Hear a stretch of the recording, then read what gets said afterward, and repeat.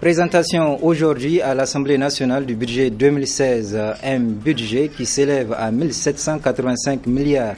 Détail dans ce journal.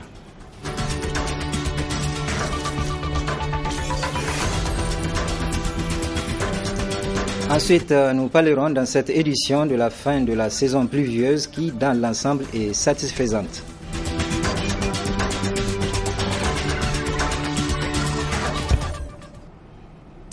Mesdames, Messieurs, bonsoir. Bienvenue dans cette édition d'information que nous débutons avec ce communiqué de presse.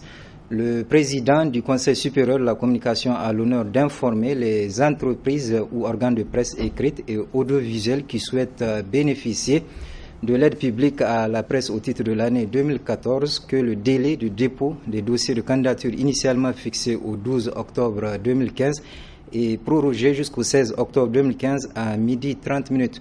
Passé ce délai, aucun dossier ne sera accepté.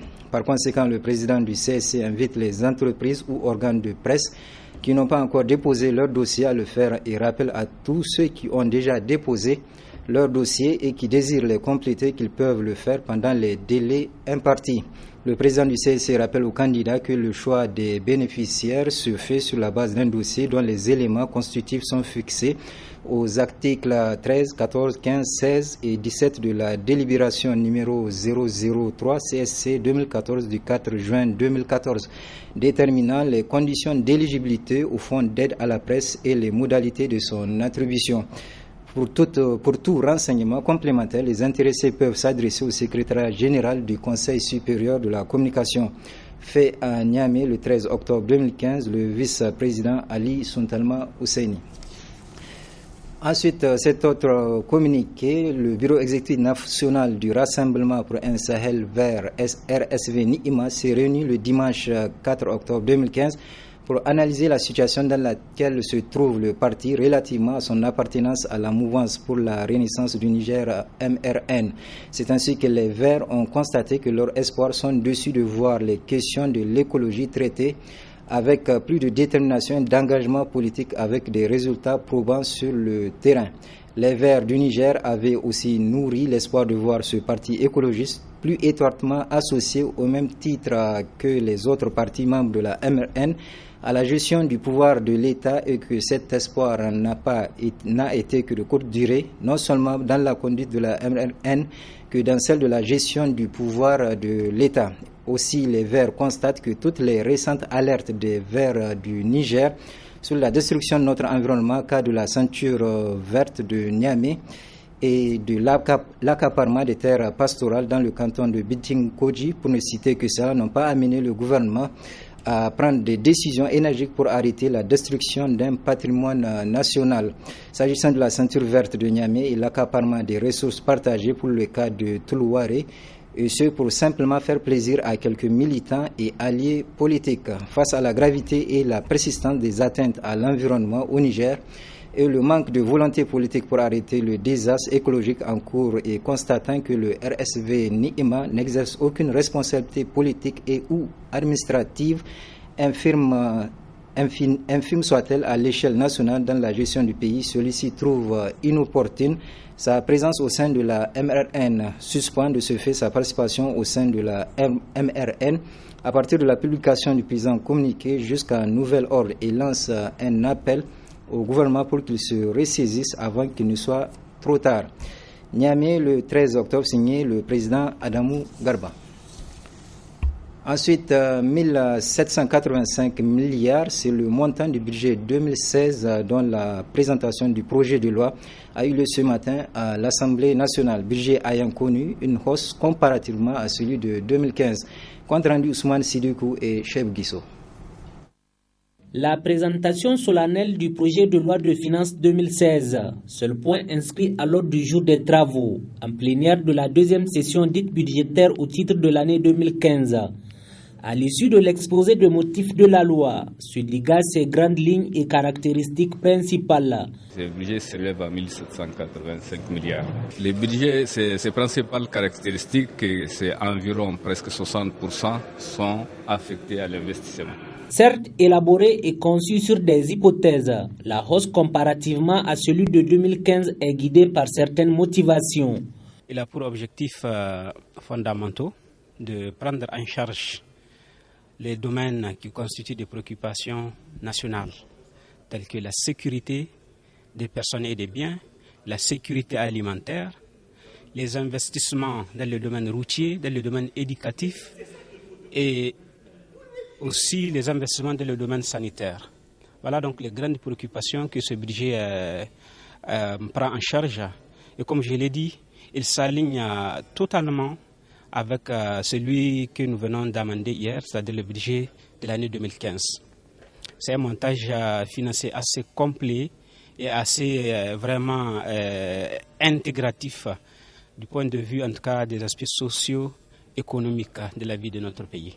Autre son de cloche du côté de l'opposition parlementaire, pour qui le caractère utopique de ce budget n'est plus à démontrer. Le budget de 2016 par rapport à 2015 a connu un accroissement de 3%, marqué par une augmentation encore très importante des titres 2, les salaires et les rémunérations du personnel. Grosso modo, les investissements n'ont pas augmenté, mais vous savez, la grande préoccupation, c'est qu'avec un taux de réalisation inférieur à 50%, même si vous nous présentez un budget de 1700 et quelques milliards, au finish, le taux de réalisation va rester faible. C'est ça que nous avons décrié. C'est la capacité même, si les financements existent, la capacité même de notre administration à pouvoir mobiliser ces ressources. Et c'est à ce niveau que je crois qu'il faudrait forcément faire la réflexion. Un budget 2016 qui tout de même nourrit des perspectives économiques et des principales orientations. La plénière, quant à elle, sera convoquée ce vendredi prochain. Fin cet après-midi à l'hôtel Univers de Niamey de l'atelier de formation des moniteurs communautaires. Une formation qui a permis de renforcer les capacités des moniteurs dans la prévention des violences en période électorale. Plus de détails dans le reportage qui va suivre. Le Niger est un pays de paix. Cependant, avec les élections présidentielles et législatives qui s'approchent, notre pays n'est pas complètement à l'abri des violences qui peuvent surgir pendant le processus électoral.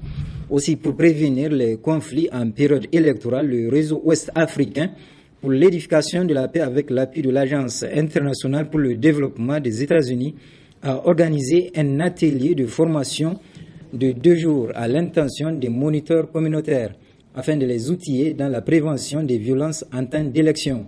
Ainsi, à l'issue de la formation, le président du conseil d'administration du réseau ouest-africain pour l'édification de la paix a fait ressortir l'importance de la tenue d'une telle formation. Ce renforcement des capacités des moniteurs communautaires rentre dans la dynamique du projet mitigation de la violence électorale en Afrique de l'Ouest via le système national d'alerte précoce.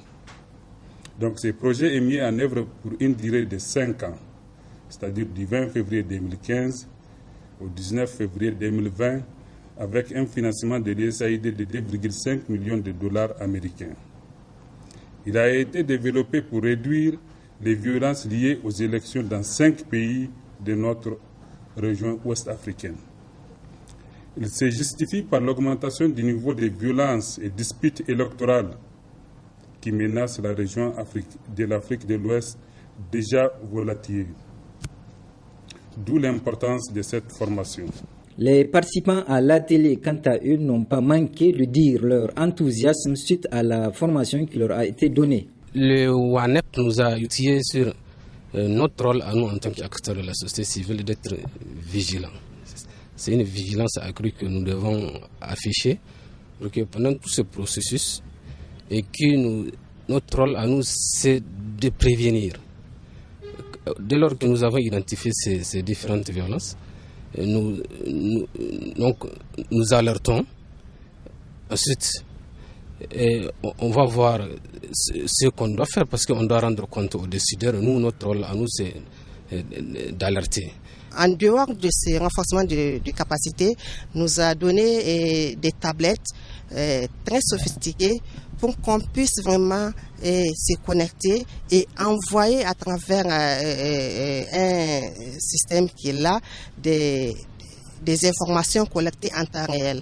C'est-à-dire que maintenant, donc, on n'a pas les difficultés de connexion. Donc, on a à chaque moment, on peut envoyer vraiment des informations et on peut vraiment circonscrire vraiment l'élément ou l'incident qu'on a eu à détecter. Pour sa part, Edwige Dédé Mansa, chargé du programme Alerte Précoce, de préciser les objectifs que les moniteurs communautaires doivent chercher à atteindre. La formation, c'est juste un début.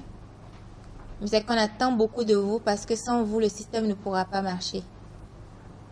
C'est comme si on venait juste de poser la première pierre et que le travail que vous allez faire, c'est ce travail de fourmi, en fait, qui constituera à faire monter la fondation. Et on s'attend à ce que les rapports soient beaucoup plus réguliers pour permettre à ce qu'on puisse informer les décideurs, aussi bien de la société civile que du gouvernement. À la fin de cet atelier, le président du conseil d'administration du réseau ouest-africain pour l'édification de la paix a pris l'engagement de transmettre les conclusions de l'atelier aux responsables de l'Agence internationale pour le développement des États-Unis, tout en rappelant aux participants à faire preuve de résolution dans leur action. La saison pluvieuse tire à sa fin, mais la bonne nouvelle, c'est le résultat positif enregistré pendant la campagne agricole sur presque l'ensemble du territoire. Nasser Antoufou et Soumaïla Abdoulaye pour le reportage. Progressivement, la saison des pluies tire à sa fin. C'est le moment donc de faire le point de la campagne agricole. Une campagne jugée plutôt positive au vu de la bonne répartition de la pluie dans le temps et dans l'espace sur le territoire nigérien. En ce qui concerne globalement, cette campagne agricole, elle a été, disons, un peu mystérieuse parce que vous vous rappelez qu'en début de la campagne, vraiment, tout le monde était sceptique. Les prévisions météorologiques, en tout cas, envisageaient un arrêt précoce des pluies. Or, un arrêt précoce des pluies, c'est généralement autour du 15 septembre. Donc, il se trouve que cette campagne agricole, Dieu merci, elle a franchi même la fin du mois de septembre. Pratiquement même au début du mois d'octobre, il y a eu des pluies quelque part. Donc, et globalement, il faut dire que l'aspect de la saison aussi a été vraiment très très bien parce que c'est vrai, on a connu des poches de sécheresse en dépit du retard initial, mais globalement, on peut dire que cette campagne, elle s'est très bien passée parce que les pluies ont été bien réparties dans le temps et dans l'espace. Les prévisions météorologiques prévoient, elles, quelques activités pluvio-orageuses dans cette deuxième décade du mois d'octobre. On remarque que la pluie est en train d'être arrêtée. Mais n'empêche, le front intertropical est toujours sur le Niger. Et il est situé suivant un axe sud de Tawa, et sud des Anders et sud Ménisroa. Donc jusqu'à présent, tant que le front intertropical n'a pas complètement quitté le Niger, on espère avoir des activités plus orageuses faibles sur les localités situant au sud du front intertropical. Sur le plan phytosanitaire aussi, la situation a été calme dans l'ensemble. Ainsi, dans certaines régions du Niger, les récoltes ont d'ores et déjà commencé. La route continue de faire des victimes. Ce matin, un accident de plus s'est produit sur la route de l'aéroport. Un véhicule de marque Hias a fini sa course dans les rails. Retrouvons encore Nasser Antoufou et Soumaïla Abdoulaye pour le compte-rendu. 19 personnes étaient à bord de ce véhicule Hias qui a fini sa course sur les rails sur la voie de l'aéroport. L'accident s'est produit ce mardi aux environs de 11h lorsque le chauffeur de ce véhicule appelé Fabo Faba a cherché à éviter une voiture venant de l'autre sens, lui a coupé la priorité. Plus de peur que de mal, on ne déplore aucune perte en vie humaine sur le lieu de l'accident. Cependant, on dénombre 4 blessés évacués d'urgence par les services de SAMI. Le chauffeur sorti indemne relate les faits.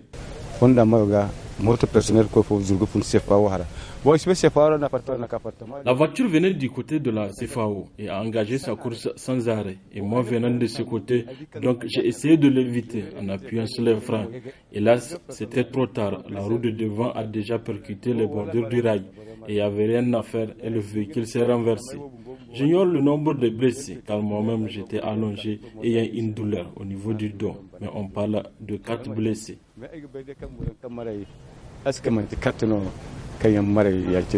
Intolérance ou imprudence, en tout cas ces derniers temps, la ville de Niamey est le théâtre de nombreux accidents et dans certains cas avec malheureusement plusieurs victimes comme ce fut le cas au quartier Gamkale où un camion a écrasé un cycliste le dimanche dernier. Sur le plan sanitaire, le paludisme est une maladie qui est causée par les moustiques qui provoque actuellement des soucis aux populations. La prolifération des moustiques est favorisée par l'état d'immondice et les égouts. Les spécialistes nous donnent ici les conseils de prévention dans ce reportage signé Nafis Adamou et Ibrahim Aboulaye. Le paludisme, aussi appelé malaria, est la maladie parasitaire la plus répandue dans le monde. Au Niger, bon nombre de personnes meurent chaque jour de cette maladie qui sévit généralement pendant la saison pluvieuse. Elle est provoquée par les moustiques qui se développent pendant cette saison. Outre ce cas, l'état d'inondice et égouts présents un peu partout dans les artères de la ville contribue également à la prolifération de ce parasite qui tue. Le palu n'a que des facteurs qui prédisposent au développement de palu, à l'augmentation de la morbidité liée au palu.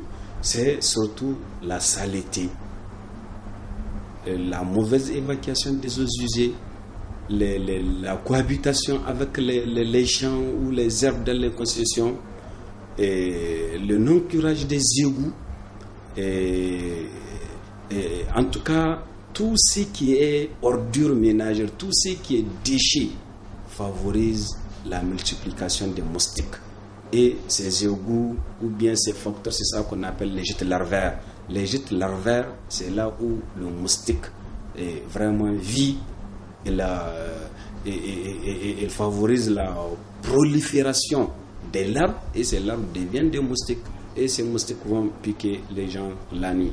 Les conséquences du paludisme sont énormes sur la société, d'où cet appel des spécialistes pour prévenir la maladie. Il faut rendre l'endroit salubre, il faut assurer une propriété vraiment des locaux, des concessions. Il faut défricher les mauvaises herbes.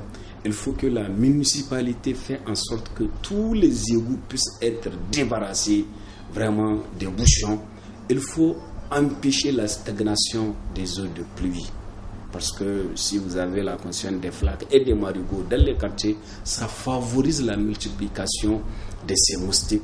L'autre moyen de protection, c'est surtout l'utilisation des moustiquaires imprégnés d'insecticides. Ces moustiquaires sont les meilleures armes pour se protéger contre le palu. Pour lutter contre le paludisme, l'enjeu immédiat est d'élargir l'accès des populations vivant dans les zones endémiques à des traitements efficaces et aux moyens de prévention existants. La situation d'insalubrité doit également interpeller les autorités municipales car c'est la vie de millions de Nigériens qui est en danger.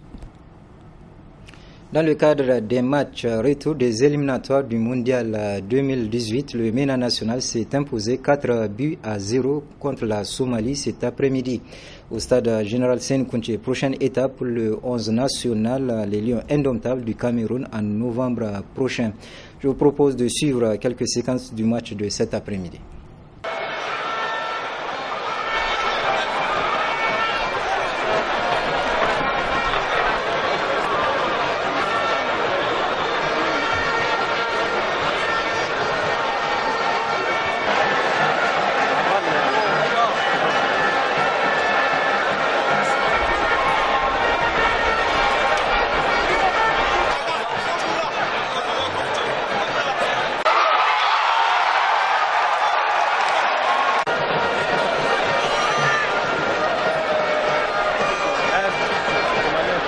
Voilà, ce journal est à présent terminé. Merci de l'avoir suivi et je vous souhaite de passer une excellente soirée.